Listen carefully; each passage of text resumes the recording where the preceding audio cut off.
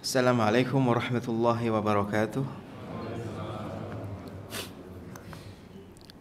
Alhamdulillahirabbil alamin alladzi hadana li hadza wa ma kunna linahtadiya laula an hadanallah. Alhamdulillahirabbil alamin alladzi arsala rasulahu bil huda wa dinil haqq liyudhhirahu 'alad dini kullihi wa kafa billahi shahida. Asyhadu an la ilaha illallah wahdahu la syarika lah wa asyhadu anna Muhammadan 'abduhu wa rasuluh. Allahumma salli wa sallim wa barik wa an'im ala nabiyyina Muhammadin sallallahu alaihi wasallam wa ala alihi wa sahbihi wa man tabi'ahu bi ihsanin ila yaumiddin. Allahumma aftah alaina hikmataka wa anshur alaina min khazaini rahmatika ya dzal jalali wal ikram.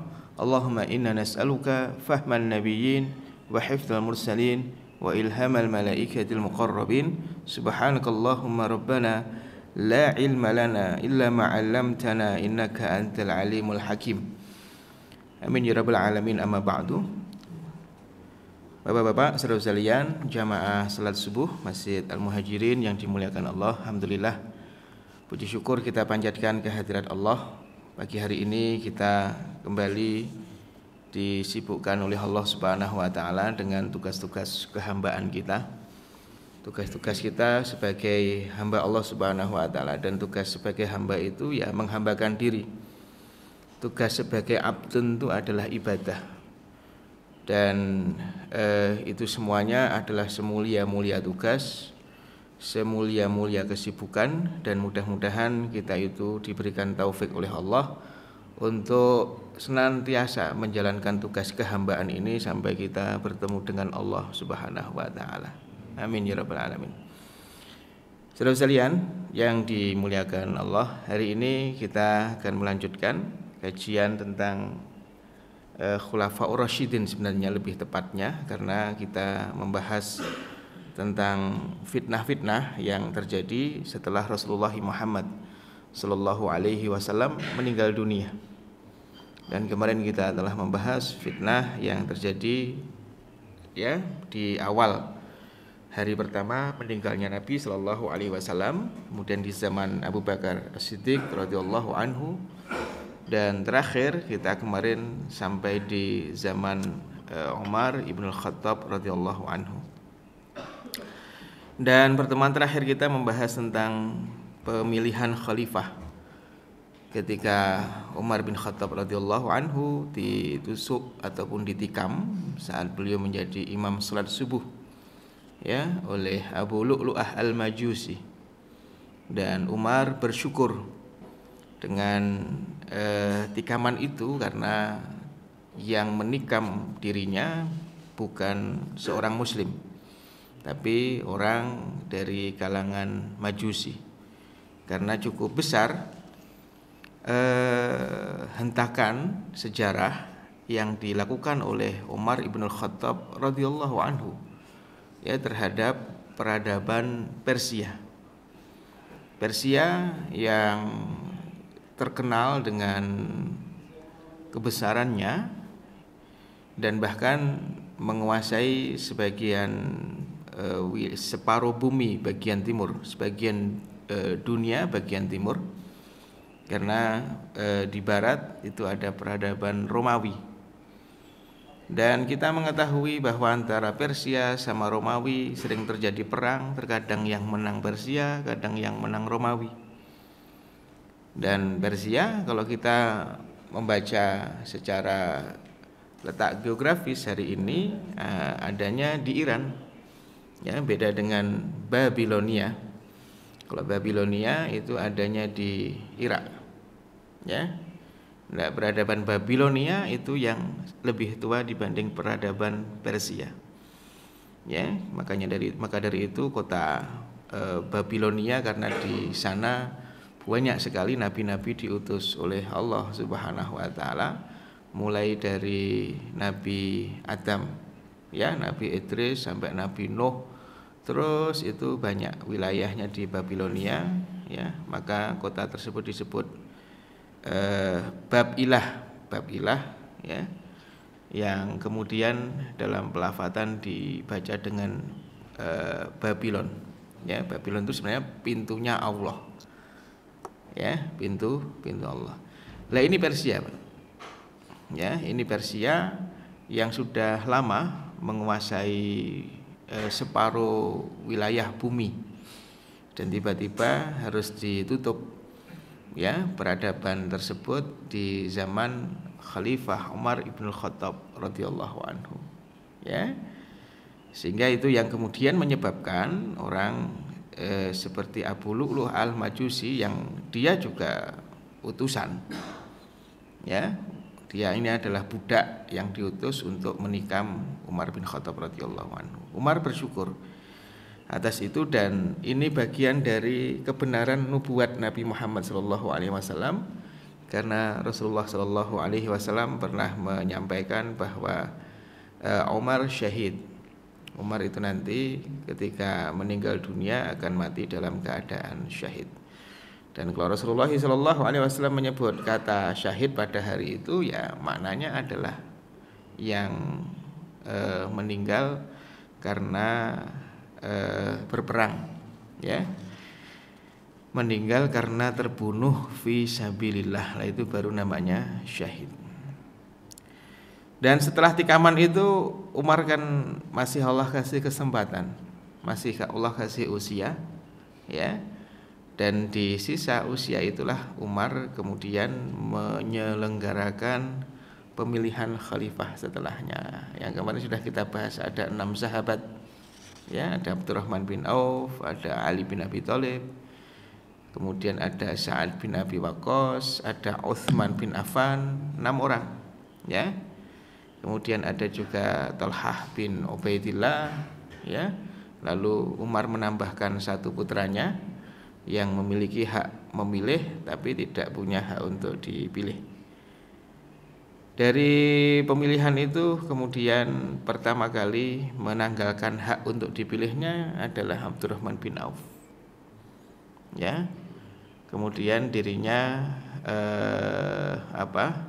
dirinya yang menyelenggarakan prosesi pemilihan tersebut sampai pada akhirnya terpilihlah Utsman bin Affan radhiyallahu anhu, ya, dalam proses pemilihan selama 3 hari terpilih, ya. Dan kemarin kita bahas dalam proses itu bagaimana kesibukan Abdurrahman bin Auf, ya, bertanya ke sana ke sini, ya, bertanya ke sahabat-sahabat yang senior tentang Utsman bin Affan, tentang Ali bin Abi Thalib, karena 2 orang ini adalah 2 sahabat yang secara nasab paling dekat dengan Rasulullah Muhammad SAW, ya, dibanding 2 khalifah sebelumnya, yaitu Abu Bakar dan Umar, ya. Secara nasab yang paling dekat dengan Nabi adalah 2 sahabat ini, ya.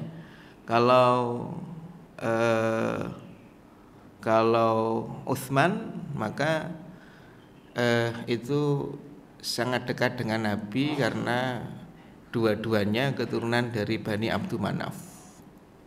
Jadi Muhammad bin Abdullah bin Abdul Muthalib bin Hashim bin Abdi Manaf, gitu ya. Jadi paling dekat dengan Nabi. Nanti kalau karena Abdul Manaf itu punya anak Abdul Manaf itu punya anak namanya Hashim, juga punya anak namanya Abdus Syams.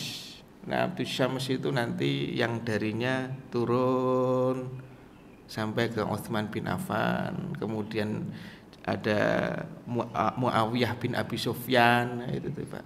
Jadi dekat dengan Nabi. Nabi aja Muhammad bin Abdullah bin Abdul Muthalib bin Hashim bin Abdi Manaf. Jadi Abdul Manaf ini kakek Nabi yang keempat. Ya, kalau dengan Abu Bakar agak jauh, dengan Umar agak jauh. Walaupun kedua putrinya Abu Bakar dan Umar itu menjadi istri Rasulullah Muhammad SAW. Baik, ini yang paling dekat. Ditambah lagi karena Utsman bin Affan. Nah, nanti Affan itu nikah sama Baidha. Baidha itu putrinya Abdul Muthalib. Abdul Muthalib ya kakeknya Nabi. Ya, Muhammad bin Abdullah bin Abdul Muthalib. Jadi berarti ibunya Utsman itu halatnya Nabi. Ya, itu bibinya Nabi.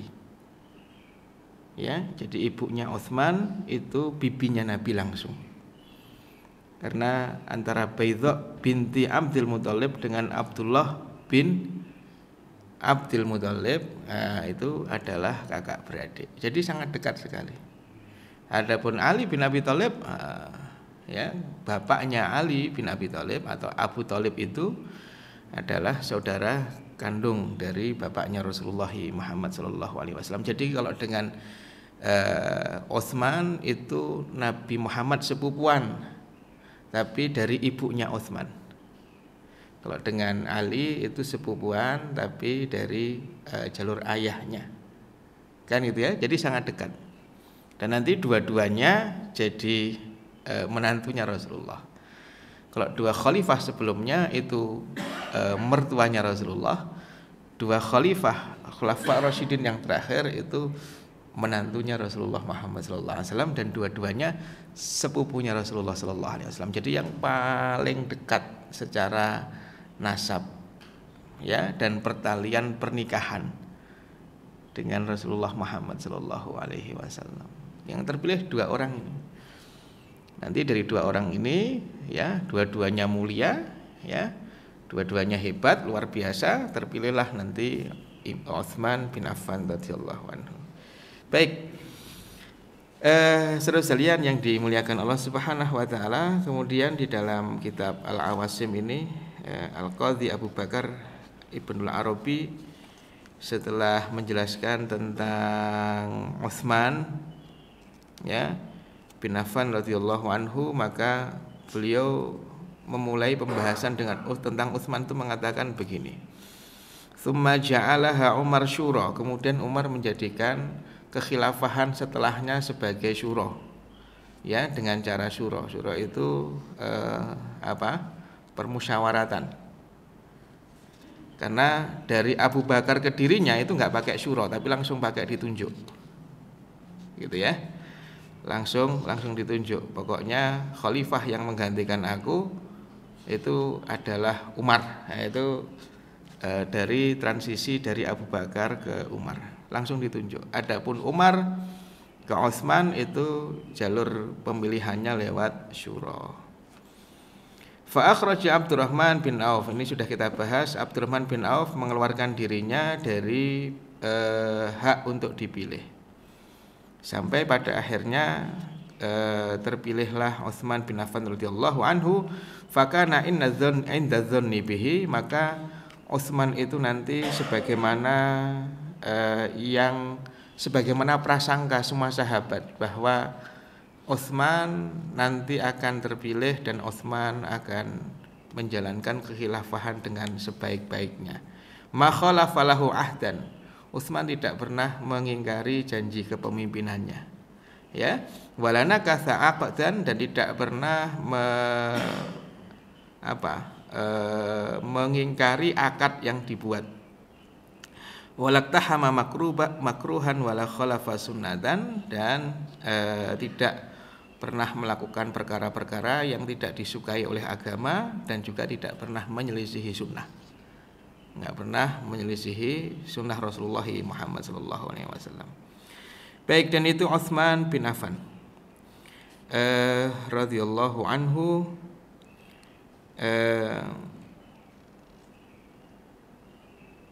Dan beliau sebagaimana disampaikan oleh para ulama ya, beliau itu tadi secara nasab dekat dengan Rasulullah SAW, dan beliau dikenal dengan nama panggilan Dzunnuraini karena sejak zaman Nabi Nuh alaihi salam sampai Nabi Muhammad SAW ya, menurut penelitian para ulama tidak ada orang yang menikah dengan dua putri Nabi kecuali Utsman bin Affan radhiyallahu anhu. Ya, mulai dari Nabi Nuh ya sampai Nabi Muhammad itu tidak ada orang nikah dengan dua wanita yang dua-duanya itu putrinya Nabi, kecuali Utsman.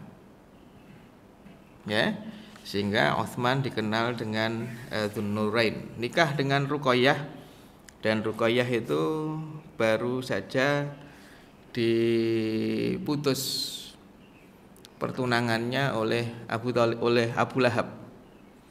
Ya, jadi Ruqayyah dinikahi oleh Utsman setelah tunangannya diputus oleh Abu Lahab, karena Ruqayyah ini sudah diikat pertunangan dengan anaknya Abu Lahab.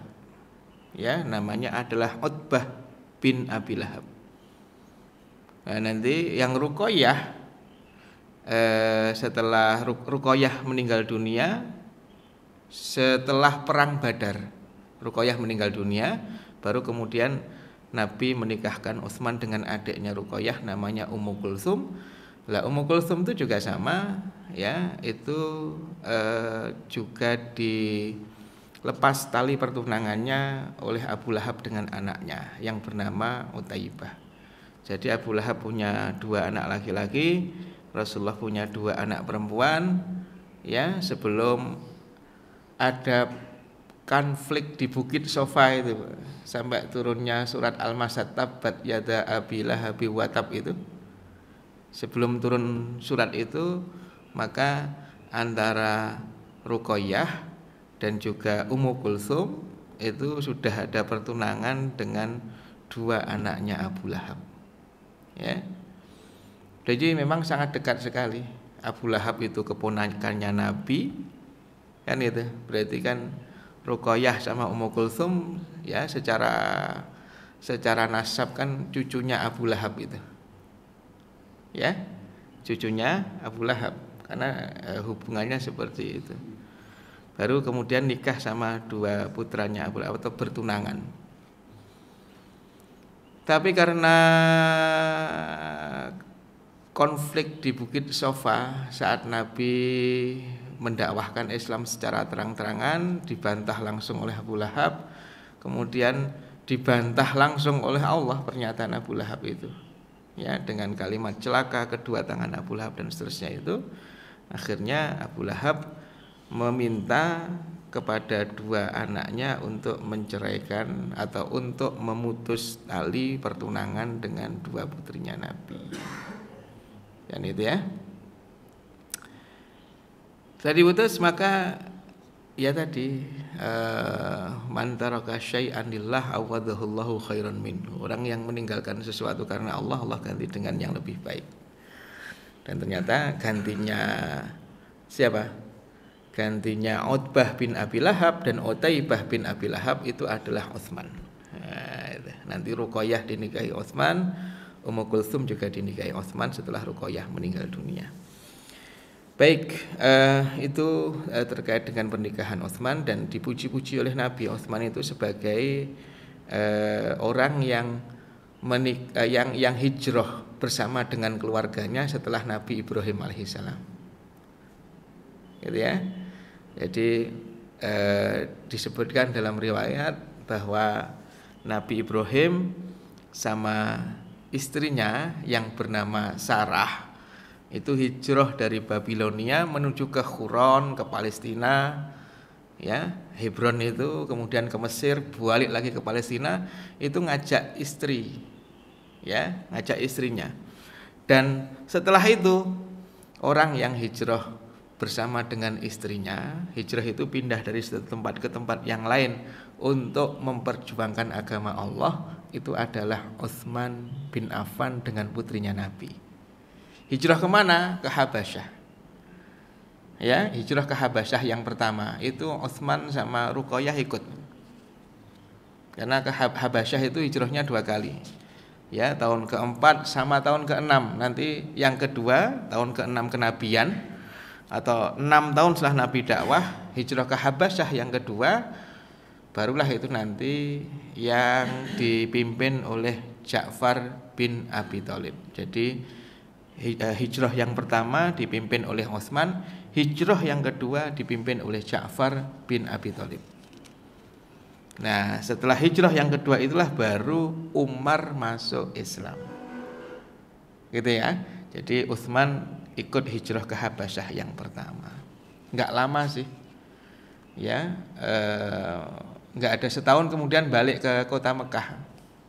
Dari Habasyah balik lagi ke kota Mekah. Kenapa? Karena ada peristiwa turunnya surat An-Najm. Wan najmi idza hawa ma dhalla sahibukum wa ma ghawa wa ma yantiqu 'anil hawa in huwa illa wahyu yuha 'allamahu syadidul quwa. Terus sampai ayat terakhir, begitu Nabi membacakan surat An-Najm di hadapan orang-orang musyrik di dekat Ka'bah, maka surat An-Najm itu penutupnya adalah fasjudu lillahi wa'budu. Sujudlah kalian kepada Allah dan sembahlah Allah. Nah, karena surat An-Najm itu secara sajak indah, rimanya indah.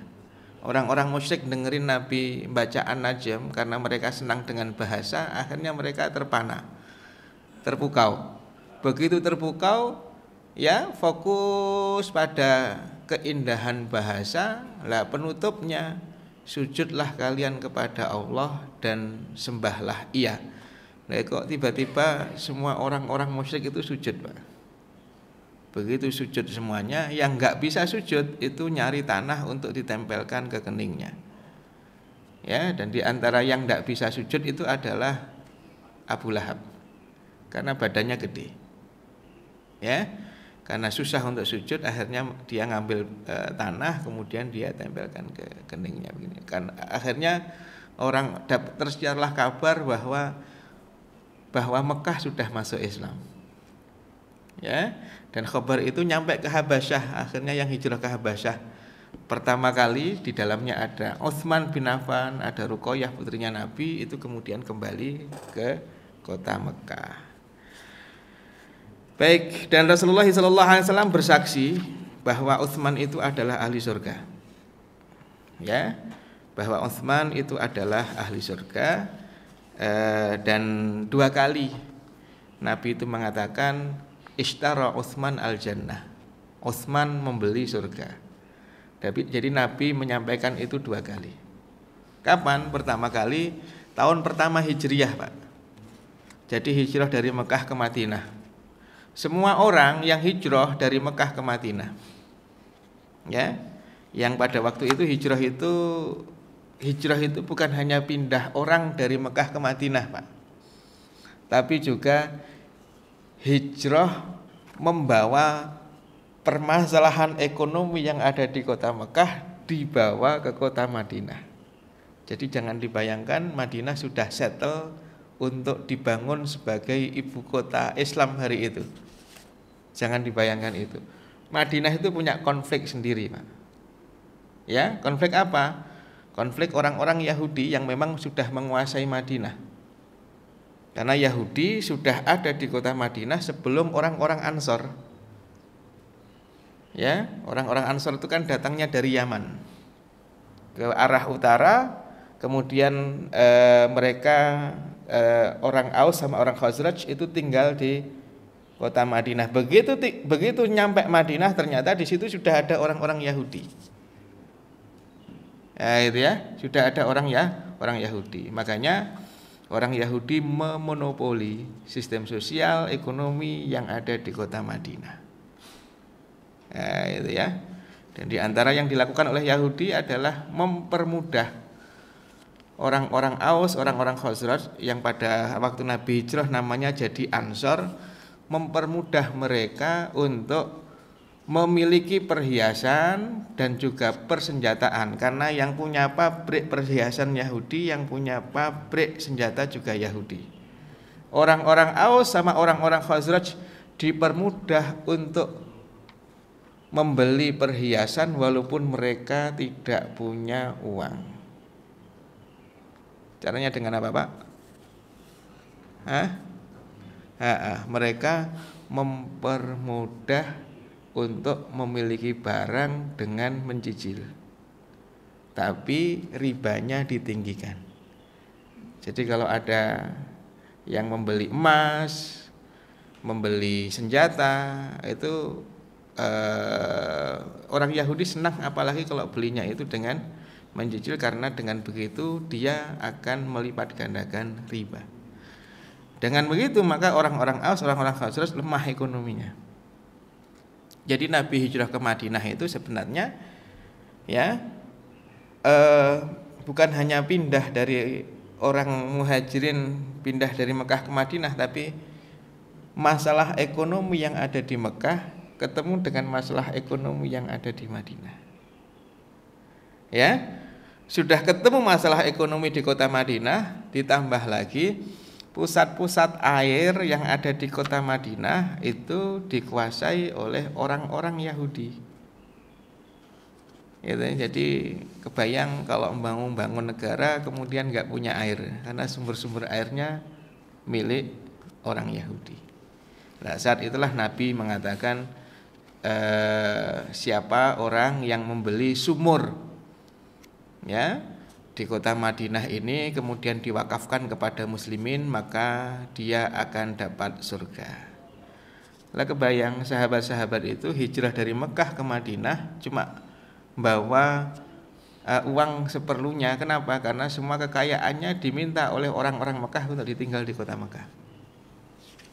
Ya, tapi ternyata tidak begitu dengan Utsman bin Affan. Jadi Utsman bin Affan sebelum hijrah sudah kaya raya, sejak pertama kali hijrah pun juga sudah jadi orang yang kaya raya. Gitu. Jadi kalau Abdurrahman bin Auf di kota Mekah kaya raya, tapi begitu hijrah mulai lagi dari nol. Kenapa? Karena semua kekayaannya harus ditinggal di kota Mekah. Kalau Utsman tidak. Utsman itu bahkan hijrah pun masih jadi orang yang paling kaya. Makanya nanti akan kita bahas di antara fitnah yang disampaikan oleh orang yang menggeruduk rumahnya Utsman, mendemo Utsman, itu salah satunya adalah Utsman itu korupsi ya uang Baitul Mal. Ya, baru kemudian nanti Utsman saat itulah ya Utsman baru yang biasanya orangnya itu kalem, orangnya itu tenang, pemalu gitu. Sedekahnya itu ya sembunyi-sembunyi ya. Saat itulah nanti Utsman tuh menyampaikan bahwa dirinya adalah sahabat Nabi yang paling kaya sejak di kota Mekah sampai di kota Madinah. Nah, itu jadi baru menyampaikan, kalian kan ngerti bahwa dulu aku itu sahabat Nabi yang paling kaya sejak dulu, dan itu hingga hari ini. Jadi kalau toh kemudian aku hari ini dapat duit yang banyak itu bukan karena ngambil dari Baitul Mal. Bahkan nanti Utsman membuka ya sekian banyak ya wakaf yang ia berikan untuk Baitul Mal ketika beliau menjadi khalifah. Baik, jadi itu Utsman, Pak. Hebat. Dan yang kedua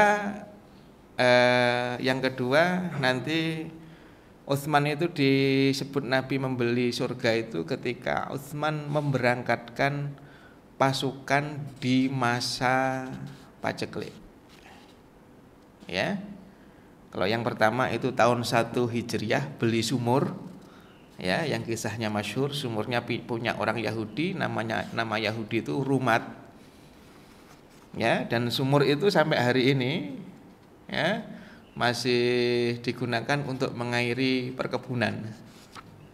Ya, sehingga sampai hari ini bahkan saldo yang itu ya saldonya Utsman itu masih ada hingga hari ini. Ya, dengan penghasilan tiap tahun sekian miliar. Jadi itu dari sumur dan kebun yang dulu dibeli oleh Utsman yang diwakafkan untuk muslimin. Jadi sampai hari ini masih ngalir dan masih menghasilkan itu, Pak. Ya, dibeli oleh Utsman, harganya fantastis. Cukup besar waktu itu Utsman membeli. Ada riwayat menyebutkan harganya adalah 1000 dirham. Ya. Kalau 1000 dirham berarti ya tinggal dikalikan 1000 dikali berapa? 80.000. Berarti ya sekitar 80 juta. Tapi di situ tidak ada sebutan dirham atau dinar. Sehingga kalau kita artikan dirham berarti harga sumur itu 80 juta. Itu sumur, Pak. Kalau dinar berarti ya 1000 dikali 4 juta. Ya, 1000 dikali 4 juta berarti kurang lebih sekitar 4 miliar. Utsman membeli sumur itu dari orang Yahudi, kemudian diwakafkan kepada muslimin. Nah, yang kedua, Utsman itu memberangkatkan pasukan di masa paceklik. Itu tahun 9 Hijriah, 2 tahunan sebelum Nabi wafat. Ya, ketika Rasulullah mau memberangkatkan tentara, ini pertama kali muslimin dipimpin Nabi langsung mau perang dengan pemain lama, orang-orang Romawi, Pak. Ya. Maka persenjataan mereka jauh lebih tinggi pasti, lebih lengkap. Kalau kemarin perangnya hanya sama orang-orang Mekah, sama orang-orang Arab lah. Sekarang perangnya akan perang dengan Romawi, pemain lama. Ditambah lagi hari itu paceklik. Ya, kenapa? Karena musim panas, kurma sebentar lagi mau panen. Karena dekat masa panen, biasanya stok menipis. Ya, saat itulah nanti Rasulullah SAW pada subuh ngobrol dengan sahabatnya bahwa beliau pengen memberangkatkan tentara. Kemudian Utsman bin Affan radhiyallahu anhu berdiri dan Utsman mengatakan, aku akan menyiapkan 100 ekor unta beserta perlengkapannya. Nah, itu tuh, Pak. Kemudian Nabi mengatakan, siapa lagi ya yang mau membantu? Lalu Utsman berdiri lagi, aku tambahkan 100 ekor unta yang kedua beserta isinya. Nah, itu ya. Siapa lagi? Utsman berdiri lagi yang ketiga kali, 100 ekor unta yang ketiga. Ini tinggal dikalikan, Pak. 1 ekor unta harganya berapa? Kalikan 100. Tapi ini unta bukan sembarang. Ini unta yang bisa diajak untuk membawa tentara, Pak. Karena tidak semua unta itu bisa dipakai untuk membawa dagangan, bawa orang. Itu harus yang kuat, Pak. Namanya rohilah, unta-unta yang kuat itu. Makanya Nabi mengatakan, annasu kaibil mi'ah. Manusia yang berkualitas itu kayak 1:100 ekor unta. Jadi dari 100 ekor unta ada satu saja yang bisa digunakan sebagai rohilah, yang punggungnya paling kuat, kaki-kakinya juga paling kuat untuk membawa orang dan bawa barang. Itu 101 kata Nabi. Nah, Utsman itu bayangkan 100 ekor pertama, 100 ekor kedua, 100 ekor ketiga, sampai 100 ekor yang ketujuh. Ya, 100 ekor yang ketujuh. Dan tidak hanya itu, selesai 100 ekor yang ketujuh, maka Utsman itu mengeluarkan uang, ya, dan itu cash sebesar 1000 dinar. Ya, 1 dinar hari ini taruhlah 4 juta. Ya, berarti itu Utsman mengeluarkan uang cash 4 miliar diberikan kepada Nabi untuk memberangkatkan tentara di tahun ke-9 Hijriah. Dari situlah kemudian Nabi mengatakan Utsman ini beli surga 2 kali. Saking fantastisnya angka yang boleh keluarkan dalam sedekah. Gitu ya. Baik, jadi itu Utsman. Dan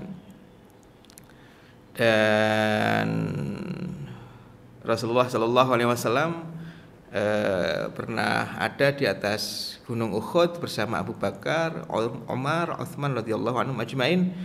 Kemudian Gunung Uhud itu bergerak atau gempa, ya, berguncang. Kemudian Nabi berdialog dengan Gunung Uhud itu dan mengatakan belum waktunya kalau kamu harus gempa, karena di atasmu ini sedang ada seorang nabi, seorang siddiq, dan 2 orang yang akan mati syahid. Dan 2 orang yang akan mati syahid itu kebetulan Nabi bersama dengan 3 sahabatnya, Abu Bakar, Umar, dan Utsman. Siddiqnya itu ya Abu Bakar, dua orang yang mati syahid itu adalah Umar dan Utsman. Itu Utsman bin Affan. Ya, nanti terkait dengan Utsman bin Affan radhiyallahu anhu, maka Rasulullah SAW juga memuji dengan kalimat yang semua sahabat pengen dipuji oleh Nabi dengan kalimat itu. Tapi ternyata yang dapat pujian itu adalah Utsman. Apa?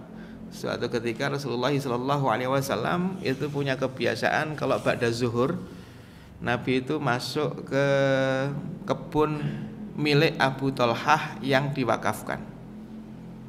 Ya, jadi ada kebun Pak, milik Abu Thalhah yang diwakafkan. Ya, kebunnya kurang lebih hari ini kalau kita masuk pintu Masjid Nabawi di perluasan itu, begitu kita masuk pintu Masjid Nabawi, kita lurus terus nanti sampai ke Raudhah. Jadi begitu kita masuk lurus itu Raudhah, lah di situ itulah kebun milik Abu Thalhah. Namanya kebun Bairuha atau Bi'ruha.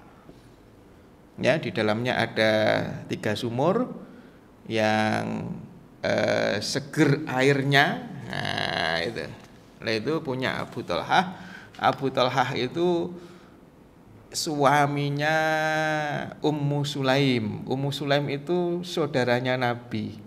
Karena neneknya Nabi, ya, Abdul Muthalib itu dari jalur ibu itu aslinya adalah Madinah, bukan Mekah. Gitu. Nah, Ummu Sulaim itu ibunya Anas bin Malik yang suka ada dalam riwayat itu, Pak. Jadi Abu Thalhah itu bapak tirinya Anas. Nah, itu punya kebun terbaik nempel dengan Masjid Nabawi. Ya, deket banget, depannya masjid. Yaitu kebunnya Abu Thalhah. Lah Nabi itu kalau siang hari suka duduk di sana, Pak, di dalam kebun itu. Ya, nanti begitu dalam kebun biasanya di pintu masuk kebun, ya, di pintu masuk kebun itu ada sahabat yang menjaga. Ya, jadi ada sahabat yang menjaga sehingga tidak sembarang orang bisa ketemu Nabi atau bisa langsung menemui Nabi. Jadi harus lewat penjaga itu. Makanya nanti pertama kali Abu Bakar datang minta izin kepada penjaga itu pengen menemani Nabi di dalam kebun. Pada waktu itu kebetulan Nabi sedang sama Aisyah. Ya, makanya sahabat kalau mau ketemu dengan Nabi gitu, itu ini bagian dari strategi keamanan juga. Ya, bagian dari strategi keamanan. Jadi bukan kok kemudian Nabi itu kesannya eksklusif, untuk ketemu saja harus lewat ini enggak. Tapi ini strategi manajemen yang dibuat oleh Nabi. Gitu. Begitu Abu Bakar pengen menemani Nabi, maka penjaganya bilang kepada Nabi, Abu Bakar minta izin untuk masuk ke dalam kebun. Nabi mengatakan izinkan dia masuk. Abu Bakar masuk. Kemudian tidak begitu lama Umar datang. Lalu penjaga kebun itu meminta izin kepada Nabi. Umar juga minta izin pengen masuk ke dalam kebun menemani engkau. Kemudian mengatakan izinkan dia masuk. Tidak lama kemudian Utsman datang minta izin untuk masuk ke dalam kebun itu. Dan Nabi mengizinkan Utsman. Cuma begitu Nabi mengizinkan Utsman, ada perilaku yang berubah dari yang dilakukan oleh Nabi. Kenapa? Karena pada waktu itu Rasulullah SAW sedang sedang santai, ya, sedang cari angin seger siang hari ba'da zuhur, dan beliau pada waktu itu mengangkat jubahnya sampai kelihatan betisnya. Tapi begitu Utsman yang minta izin untuk masuk dan Utsman masuk, maka Rasulullah langsung menurunkan jubahnya sehingga betisnya tertutup. Nah, itu. Lah kayak begitu itu diperhatikan sama Aisyah. Ya, setelah semuanya pergi baru Aisyah nanya, Rasulullah, tadi bapakku masuk, Abu Bakar masuk, engkau tetap membiarkan betismu tersingkap. Umar masuk engkau tetap membiarkan betismu tersingkap, tapi ketika Utsman masuk, kenapa kok engkau buru-buru menurunkan jubahmu untuk menutupi betismu? Maka Rasulullah mengatakan, kaifala astahyi ya biman istahya minhul malaikah. Bagaimana mungkin ya aku tidak malu dengan menyingkapkan betisku itu ketika ada orang yang masuk, yang orang itu ya membuat yang orang itu malaikat malu kepadanya. Jadi bagaimana mungkin aku tidak malu kepada orang yang malaikat malu kepadanya. Dan itu adalah Utsman bin Affan radhiyallahu anhu. Itu manaqib, keutamaan, kemuliaan Utsman bin Affan radhiyallahu anhu. Wa qad kana Nabi sallallahu alaihi wasallam akhbara bi anna Umar syahid. Dan Nabi sallallahu alaihi wasallam mengabarkan bahwa Umar itu nanti akan mati syahid, wa bi anna Utsman syahid, dan bahwasanya Utsman juga akan mati syahid, wa bi anna lahul jannah ala balwa tusibuhu, dan bahwasanya siapa Utsman nanti akan mendapatkan surga. Ya, dengan cara apa? Dengan cara mendapatkan musibah yang akan dia lalui, dan musibahnya ya di demo kemudian dibunuh saat beliau sedang membaca Al-Qur'anul Karim. Baik, nanti seperti apa pembahasannya ya terkait dengan fitnah-fitnah yang terjadi di zamannya, insya Allah akan kita lanjutkan pada pertemuan yang akan datang. Baik, Bapak-bapak, saudara sekalian yang dimuliakan Allah, saya baca satu alinea lagi. Wa huwa wa zaujuhu Ruqayyah ibnatu Rasulullah sallallahu alaihi wasallam, dia dan istrinya Ruqayyah putrinya Nabi, awal muhajirin ba'da Ibrahim al-Khalil, adalah orang yang pertama kali hijrah ngajak istrinya setelah Nabi Ibrahim alaihissalam, tadi yang sudah kita sampaikan. Dakhala bihi fi bab awal man wa huwa alamun kabirun jama'ahun nas. Jadi sampai orang-orang tuh melihat bahwa tidak ada setelah Nabi Ibrahim orang yang ngajak istrinya untuk hijrah dari satu tempat ke tempat yang lain untuk memperjuangkan agama ya setelah Ibrahim kecuali Utsman bin Affan radhiyallahu anhu. Dan itu menunjukkan bahwa Utsman punya kedudukan yang tinggi. Baik, saudara sekalian yang dimuliakan Allah Subhanahu wa taala, ini terkait ngaji kita pada pagi hari ini. Sebelum kita tutup, ada yang mau ditanyakan atau didiskusikan? Saya persilahkan. Ya, silahkan Pak. Iya.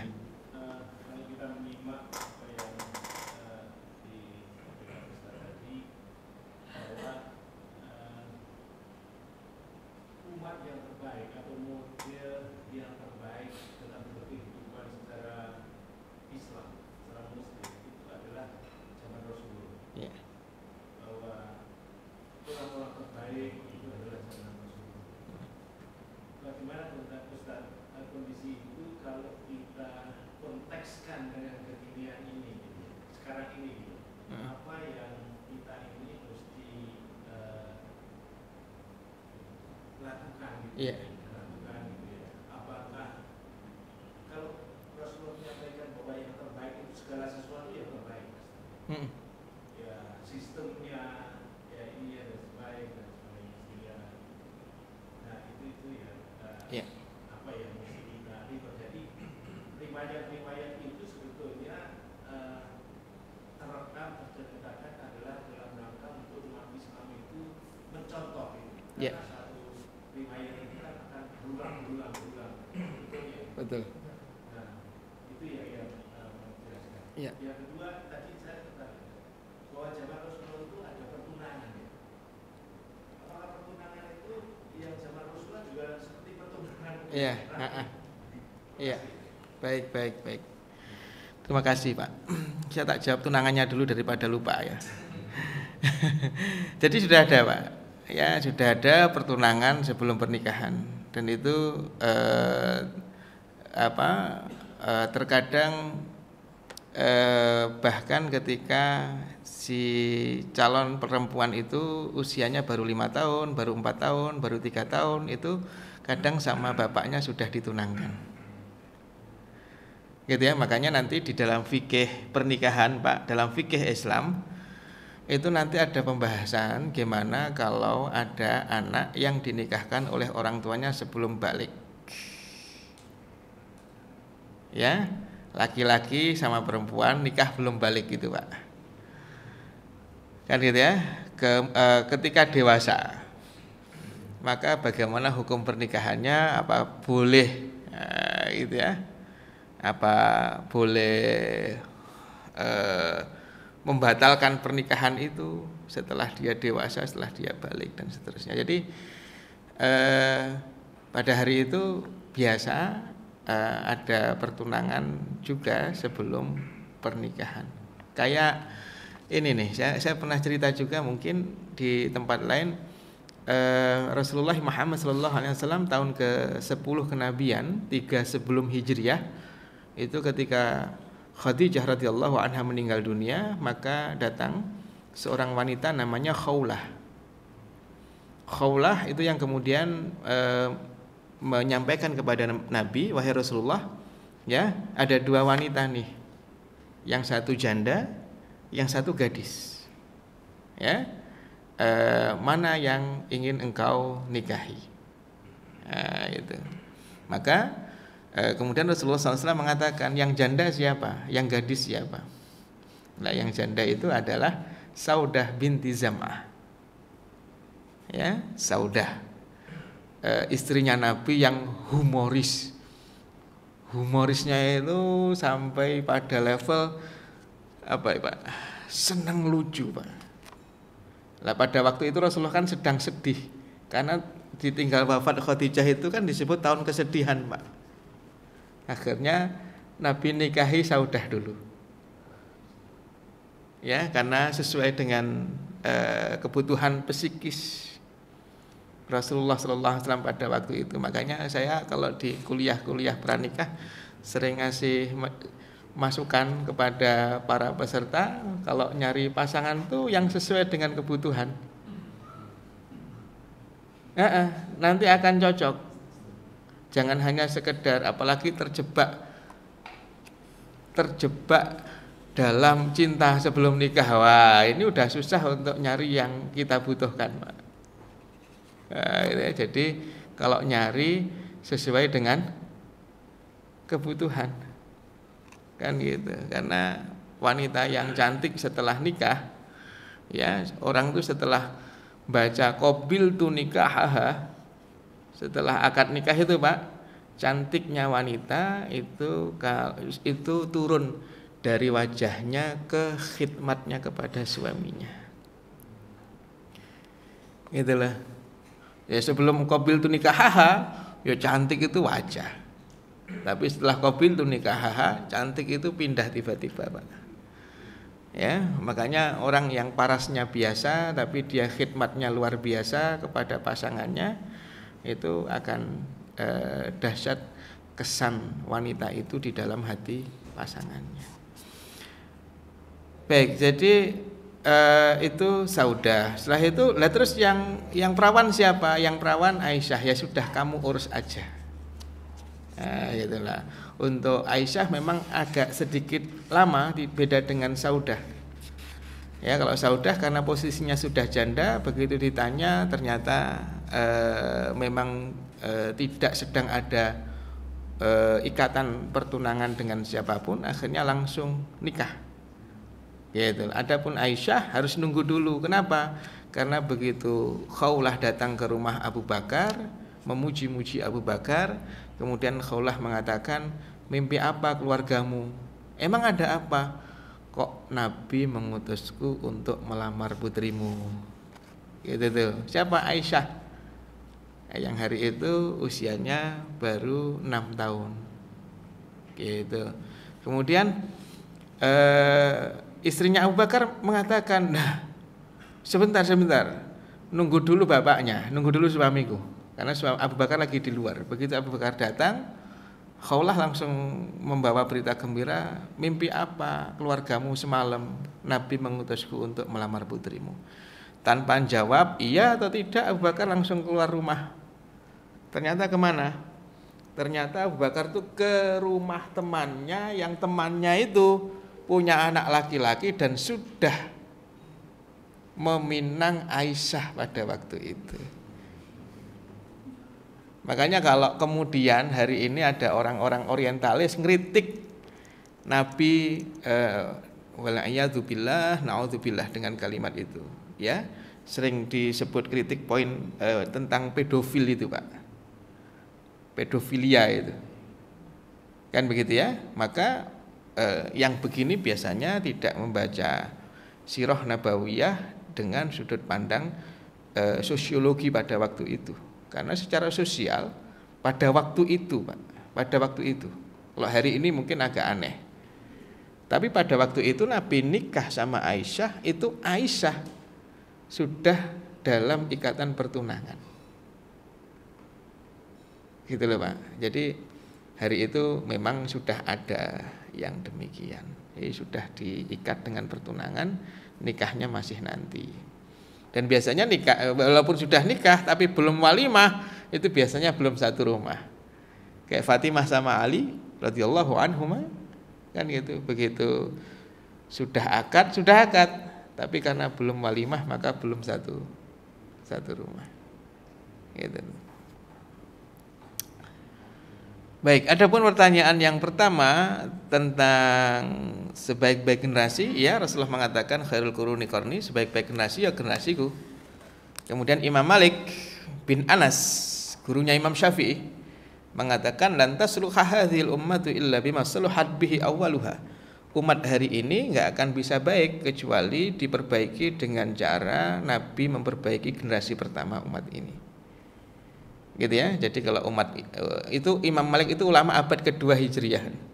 Sekarang kita abad ke-15 Hijriah. Yang hidup di abad kedua mengatakan kita ini enggak bisa baik kecuali diperbaiki dengan cara Nabi memperbaiki sahabatnya. Apalagi kita hari ini lebih membutuhkan kalimat itu. Nah, gitu ya, Pak ya. Baru kemudian kita perlu mengkaji itu dari aspek pendidikan. Sahabat itu seperti apa cara belajarnya? Karena perbaikan dari akar itu lewat pendidikan.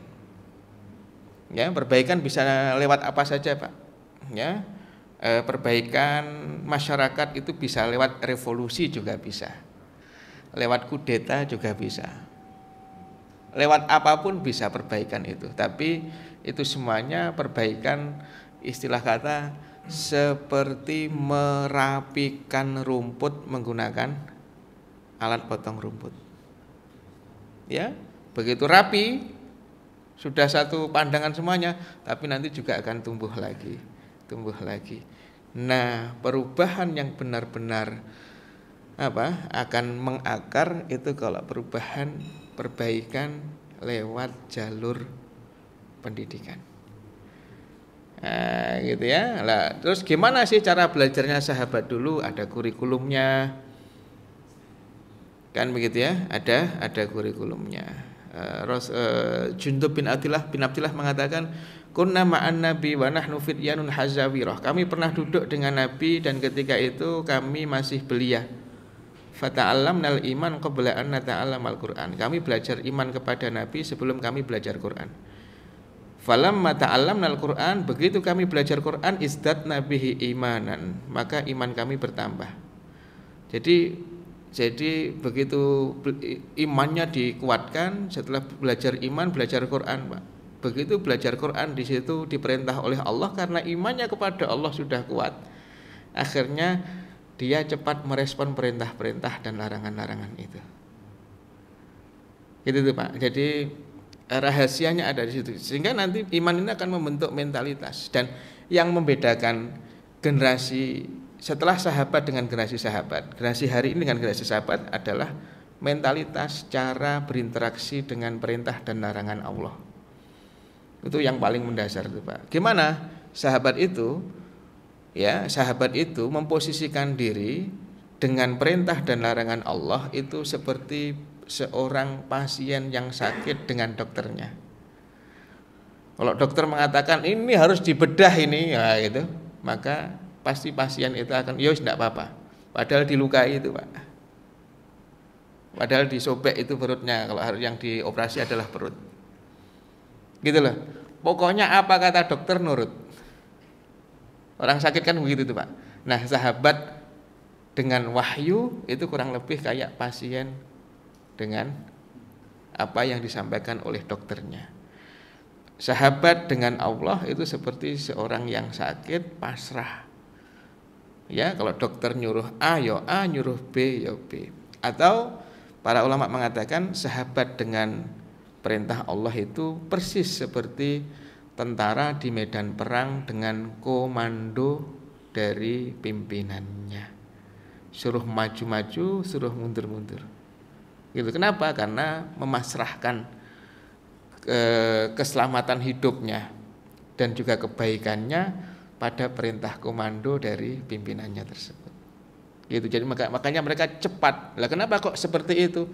Saking yakinnya mereka kepada Allah. Jadi mereka sudah punya iman tadi itu.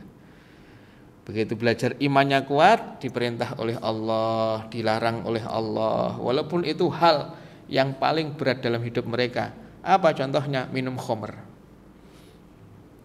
Ya, para ulama mengatakan para sahabat sedikit aja yang nggak pernah minum khamr ketika masih jahiliyah, dan yang sedikit itu Abu Bakar, Pak. Ya, selebihnya sahabat-sahabat yang masuk Islamnya sudah, artinya yang lahirnya bukan dalam keadaan Islam. Kalau sahabat yang lahir dalam keadaan Islam jelas nggak akan minum khamr tuh. Tapi kalau Abu Bakar, Umar, Utsman, Ali, itu semuanya kan lahir ketika Rasulullah belum diangkat menjadi nabi. Dan di antara sedikit sahabat yang nggak pernah minum khamr itu adalah Abu Bakar. Selebihnya, Pak, itu ya mereka minum khamr. Bahkan sahabat yang dipuji Nabi sebagai Asadullah, singanya Allah, siapa, Pak? Singanya Allah siapa? Kalau Khalid, Saifullah, pedangnya Allah. Kalau Khalid, ini singanya Allah, ya, siapa? Nah, kalau singanya Allah itu adalah Hamzah bin Abdul Muthalib, pamannya Nabi itu. Itu singanya Allah, tapi beliau wafat sebelum khamr diharamkan. Ya, makanya ya pada waktu itu ya masih minum khamr, singanya Allah tapi minum khamr pada waktu itu. Saking mereka punya kebiasaan tradisi, tidak bisa lepas dari khamr. Itulah, apalagi khamr dijadikan sebagai standar style dalam hidup. Ya, makanya mereka mengubah khamr menjadi karom, artinya kedermawanan. Kenapa? Karena kalau orang menyuguhkan khamr ketika ada tamu, berarti itu simbol kedermawanan. Kalau enggak ada khamr dalam suguhannya, dianggap pelit dan bakhil. Itu mentradisi kayak begitu itu, Pak. Bayangkan kemudian turun larangan tinggalkan khamr dan mereka meninggalkan khamr. Itu kalau bukan karena mereka yakin iman kepada Allah dengan kuat, akhirnya diperintah walaupun bertentangan dengan hawa nafsunya, tetap mengikuti perintah tersebut. Jadi begitu tuh, Pak. Nah. Cukup?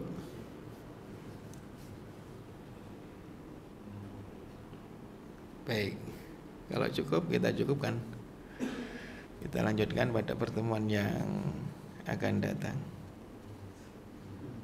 Dan di permasalahan Utsman nanti insya Allah kita perlu menyampaikan beberapa hal dengan detail, karena di Utsman ini sudah mulai fitnah-fitnah dipertajam dan distorsi-distorsi sejarah dilakukan oleh orang-orang yang tidak suka dengan Islam. Pembelokan-pembelokan sejarah, analisa sejarah yang masalah itu mulai muncul sejak kepemimpinan Utsman. Itu ya, Pak, ya, seperti sebagian orang yang tidak senang dengan Islam, ya, itu kemudian mengatakan bahwa konflik di zaman Utsman itu menunjukkan kegagalan pendidikan Nabi Shallallahu Alaihi Wasallam.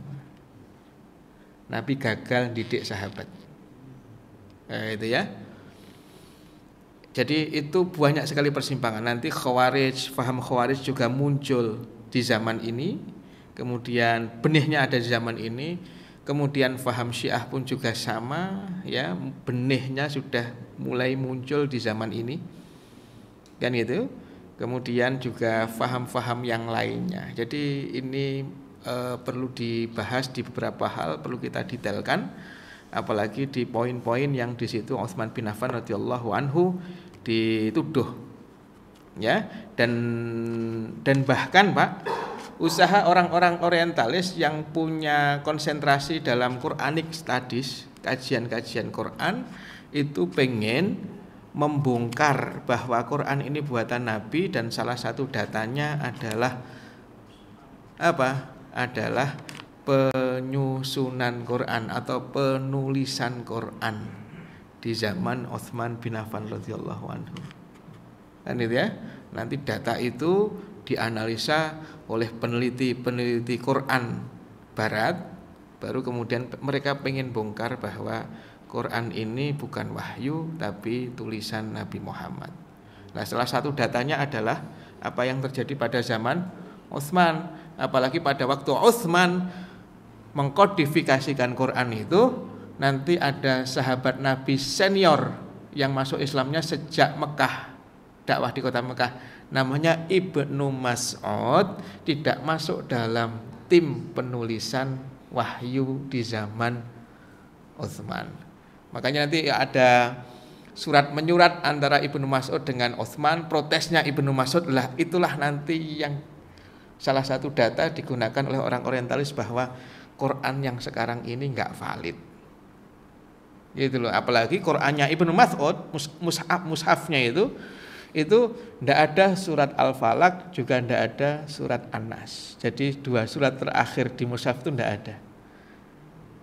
Makanya lewat mushafnya Ibnu Mas'ud tuh, dia ini orang yang gitu Pak, yang alim, ahli Quran, tapi tidak ada dalam tim penulisan wahyu.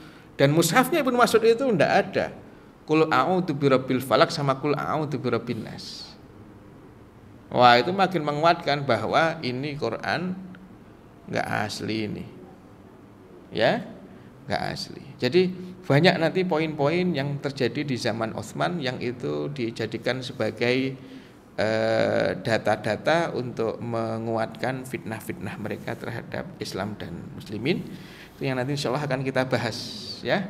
Mudah-mudahan manfaat, kekurangan, kekhilafan mohon maaf yang sebesar-besarnya. Hadanallahu wa iyyakum ajma'in. Subhanakallahumma wa bihamdika asyhadu an la ilaha illa anta astaghfiruka wa atubu ilaik. Assalamualaikum warahmatullahi wabarakatuh.